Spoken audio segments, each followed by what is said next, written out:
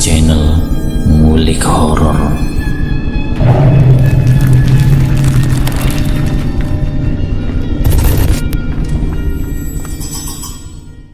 Assalamualaikum warahmatullahi wabarakatuh.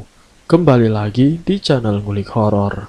Channel ini menceritakan tentang kisah-kisah misteri. Pada kesempatan kali ini saya akan membawakan kisah misteri yang ditulis oleh Ednavila. Kalian juga dapat mengunjungi tweet beliau langsung ya. Nanti link saya akan sediakan di kolom deskripsinya. Oh ya, di dalam cerita ini nama dan tempatnya disamarkan semua ya, untuk menjaga privasi pihak yang terlibat di dalamnya. Yuk daripada kita lama-lama, langsung saja kita simak ceritanya. Bismillahirrahmanirrahim. Kali ini saya akan membawakan kisah misteri yang berjudul Sesat. Seperti apa kisahnya? Mari kita kulik ceritanya. Kali ini saya akan menceritakan kisah kesaksian dari salah satu sahabat yang pernah melakukan ritual dengan cara memberikan sesaji yang dilakukan sampai 3 hari berturut-turut. Sebut saja namanya Rama, dan salah satu pelaku sebut saja namanya Dion. Yang diceritakan di sini adalah tentang Dion. Awal ceritanya Rama yang satu pekerjaan dengan Dion sebagai karyawan pabrik. Dion yang mempunyai keluarga dengan 2 anaknya. Gaji di pabrik itu tidak cukup untuk mencukupi kebutuhan mereka sehari-hari. Ya, kalau berpikirnya Rama secara kesaksiannya, sebenarnya tunjangan dari pabrik tempat mereka bekerja itu bisa untuk kehidupan mereka selama 1 bulan. Tapi di sini berbeda dengan si Dion. Tunjangan tersebut tidak pernah sampai kepada istri dan juga anaknya. Dan juga gajinya itu tidak pernah sepenuhnya dikasihkan kepada istrinya. Itulah yang membuat istrinya terkadang sering marah-marah, karena semua itu disebabkan Dion yang hobinya berjudi. Setiap kali gajian, di mana dia dapat gaji dari perusahaan yang dia tempati, gaji dan tunjangan itu tidak sepenuhnya diberikan kepada istrinya. Namun ternyata untuk modal berjudi Dion, Rama yang sebagai teman dekatnya yang satu profesi dengan Dion pernah ditanyai oleh istrinya Dion. Sebenarnya gajinya itu untuk apa? Kok Dion tidak pernah ngasih sepenuhnya? Ujar istrinya Dion. Rama yang mendengarkan pernyataan tersebut enggan menjelaskan perilakunya Dion yang hobinya berjudi. Tapi ternyata istrinya itu memang sudah tahu dari sebelum mereka menikah. Dion memang hobinya berjudi yang tidak bisa dihentikan, sehingga permasalahan keluarganya sudah seperti sarapan setiap hari.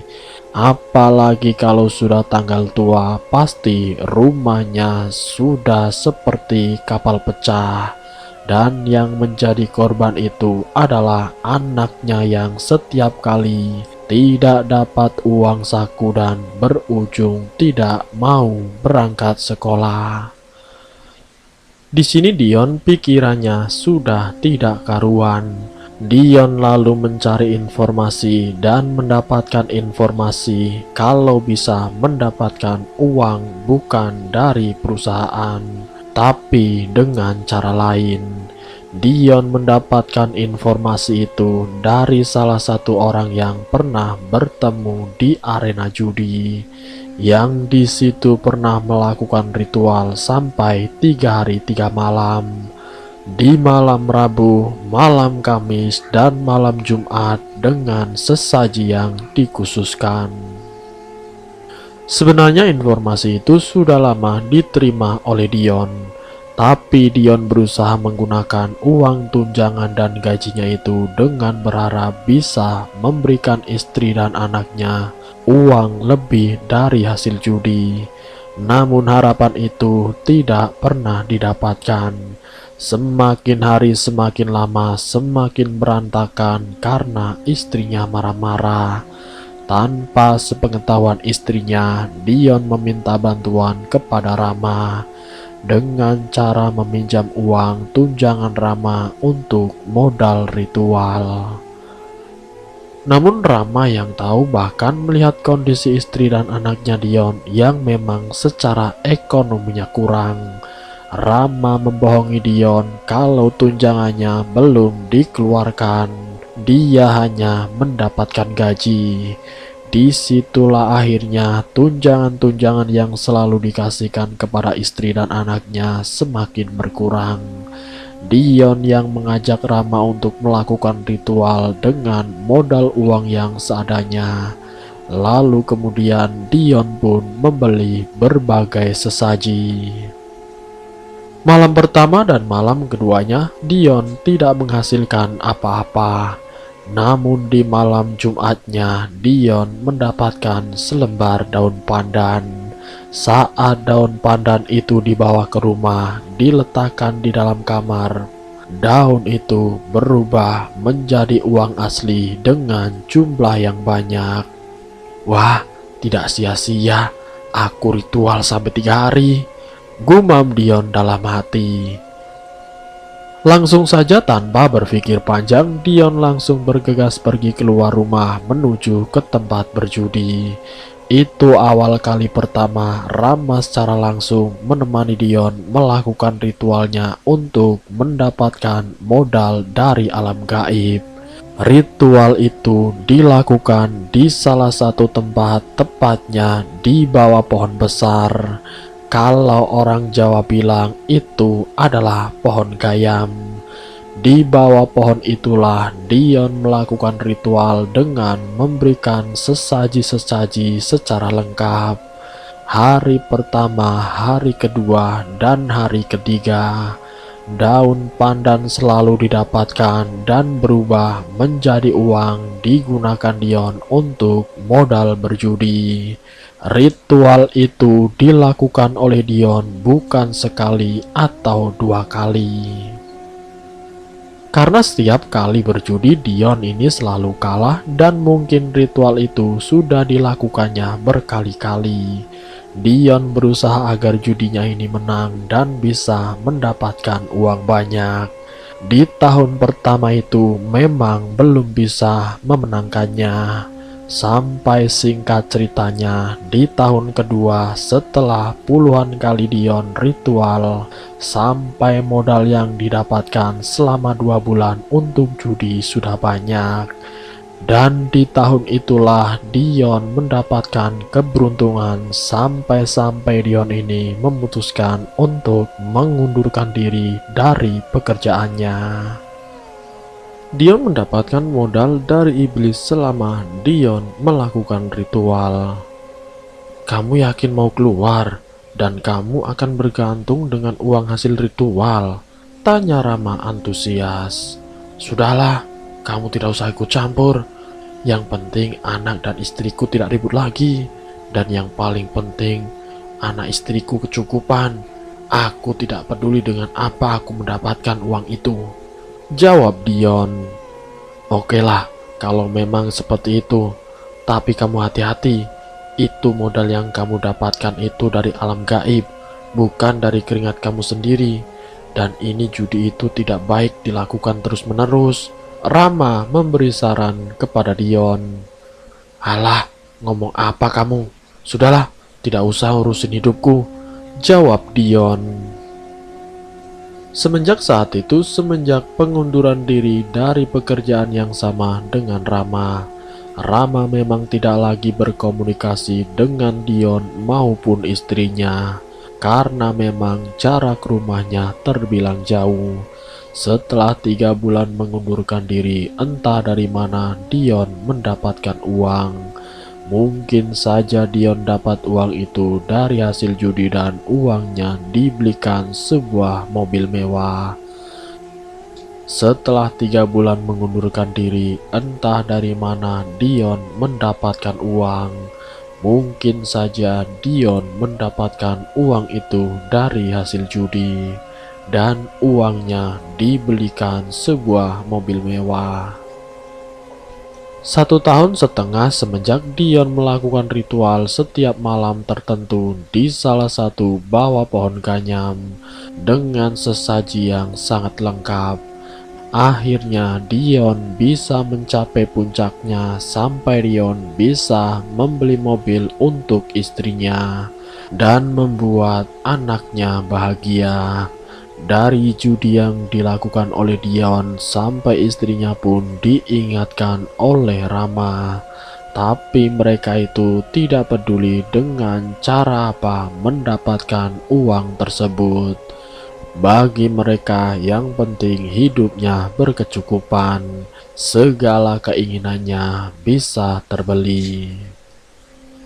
Karena istrinya Dion yang sudah tidak mau hidup susah dengan kondisi rumah yang masih berlantai tanah, seketika itu juga Dion merenovasi rumah besar-besaran. Rumah lama diratakan dan dibangun lagi sebuah rumah yang megah. Tidak butuh waktu yang lama, Dion menjadi orang yang kaya mendadak. Dari yang tadinya menjadi buruh pabrik, setelah dia mengundurkan diri hanya berselang selama 8 bulan, Dion mampu membeli mobil. Seluruh keperluan perabot rumah dibelinya, dan Dion pun bisa merenovasi rumah. Sampai 2 tahun Dion melakukan ritual, dirinya tidak mengalami kejadian-kejadian yang aneh. Masih lancar saja seperti biasanya, tidak ada kendala apapun. Dion yang melakukan ritual setiap malam tertentu, yang dia dapatkan modal dari sosok gaib yang ternyata itu memberikan keberuntungan untuknya. Tapi keberuntungan itu tidak bertahan sampai 3 tahun. Mobil yang sudah dibeli seisi rumah sudah terisi dengan perabotan yang baru dibeli. Karena rumah itu direnovasi total, dibangun besar-besaran dengan bahan material yang harganya sangat mahal, sampai membuat tetangganya keheran-heranan. Ternyata kebahagiaan itu hanyalah sementara. Satu keluarganya, yaitu anaknya yang terakhir, saat bermain di halaman rumah yang tanpa disadari oleh Dion dan juga istrinya. Anaknya keluar dari halaman rumah tanpa kontrol orang tuanya. Saat sedang membuka gerbang rumah, tiba-tiba seperti ada yang mendorong tubuh anaknya Dion mengarah ke jalanan yang dimana ada mobil yang sedang melaju kencang, membuat anaknya Dion terseret beberapa meter, yang mengakibatkan kepalanya mengeluarkan banyak darah.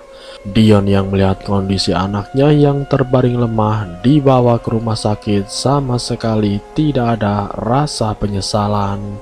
Kalau semua itu akibat dari perilaku yang dilakukannya.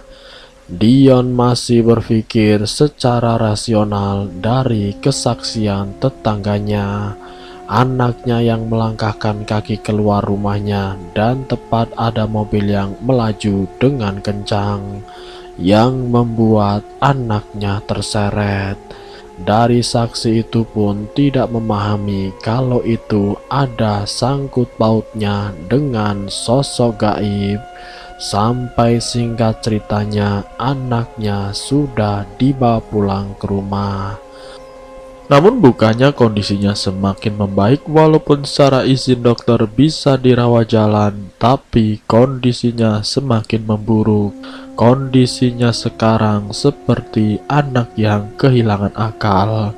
Teman-temannya yang datang untuk menjenguk dan juga banyak tetangga yang menjenguk juga. Mereka semua merasa takut dengan perilaku anaknya Dion yang tidak terkontrol.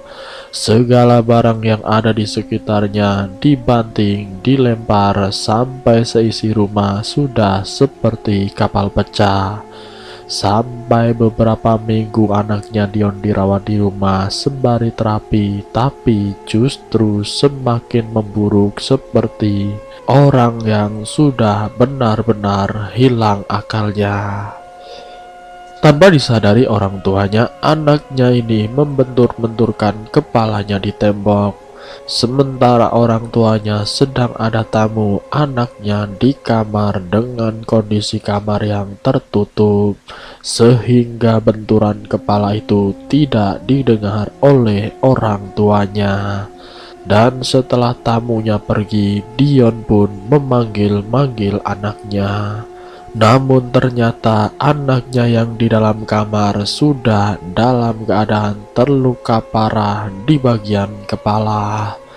Darah bercucuran di lantai dan juga tempat tidur.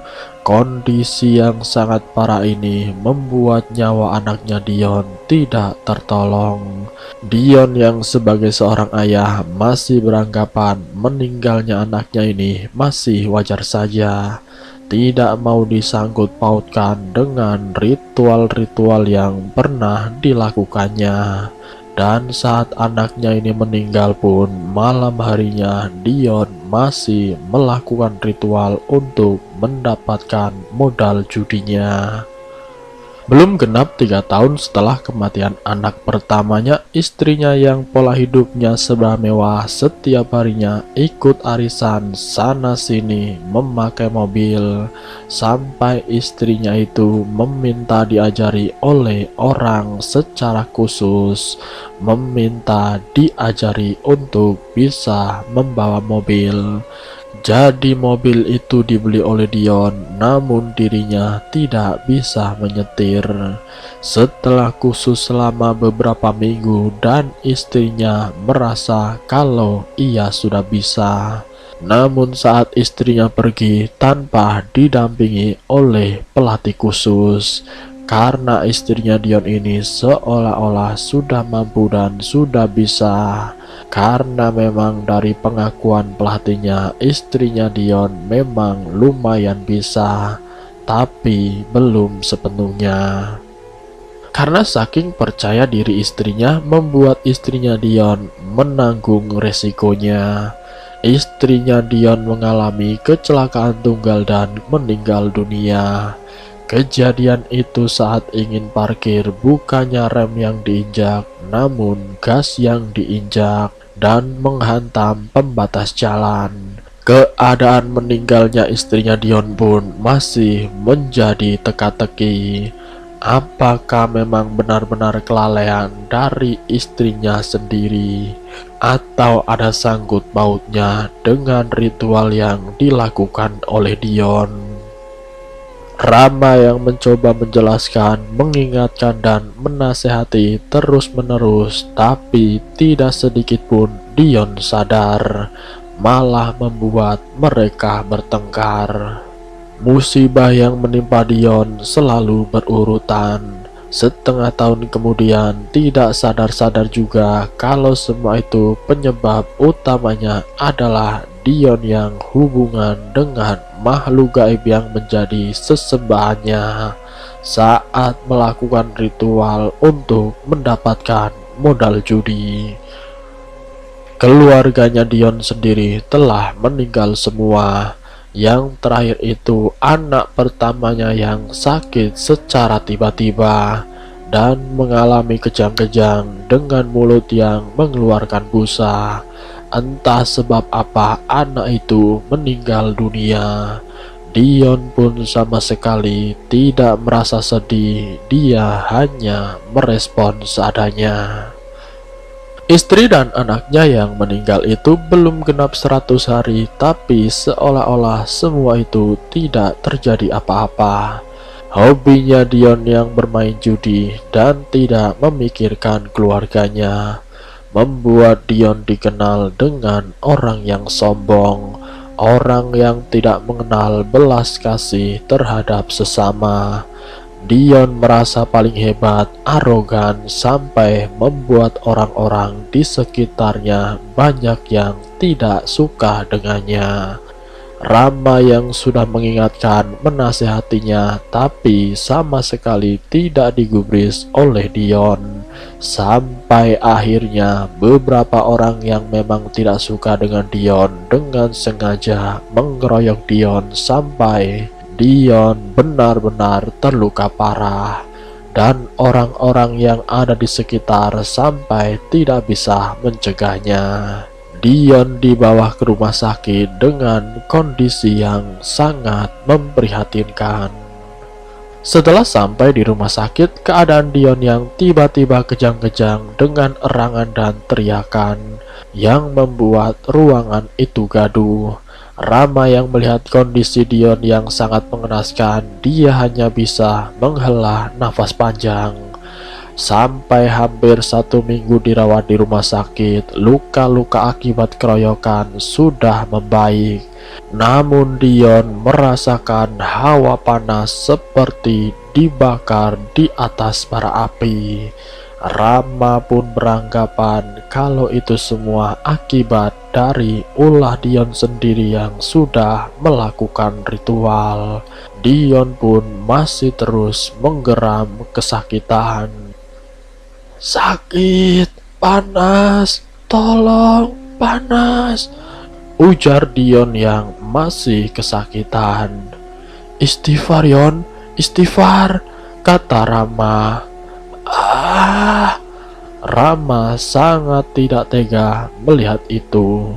Sampai akhirnya Rama pun mendatangkan seorang kiai yang terkenal bisa menyembuhkan orang dari gangguan alam gaib.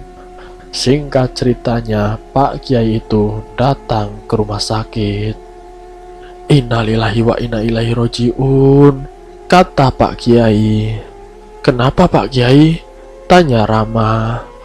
"Temanmu ini sudah sangat parah. Tubuhnya yang sudah dikuasai oleh iblis dan sukmanya sudah ada di genggaman para iblis," jelas Pak Kiai. Rama yang mendengar ucapan dari Pak Kiai sempat terkejut. "Apa ini karena ulah Dion yang sudah melakukan ritual, Pak?" tanya Rama penasaran. "Iya benar, ini akibat dari ulahnya sendiri. Karena iblis tidak akan memberikan secara cuma-cuma kepada manusia. Pasti iblis meminta imbalan yang lebih. Kita berdoa saja, semoga temanmu ini bisa lepas dari genggaman iblis," pinta Pak Kiai. Segala doa dilantunkan oleh Pak Kiai sampai tubuhnya Dion meronta-ronta kepanasan. Walaupun segala doa dan usaha sudah dilakukan oleh Pak Kiai, namun takdir berkata lain.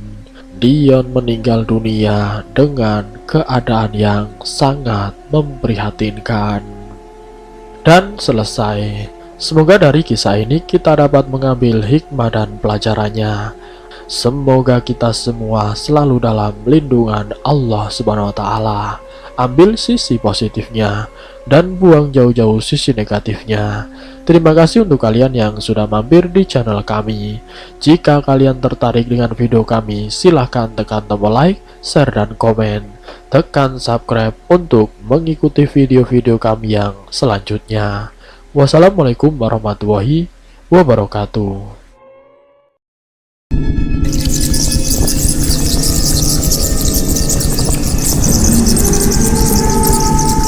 Selamat datang di channel Ngulik Horor.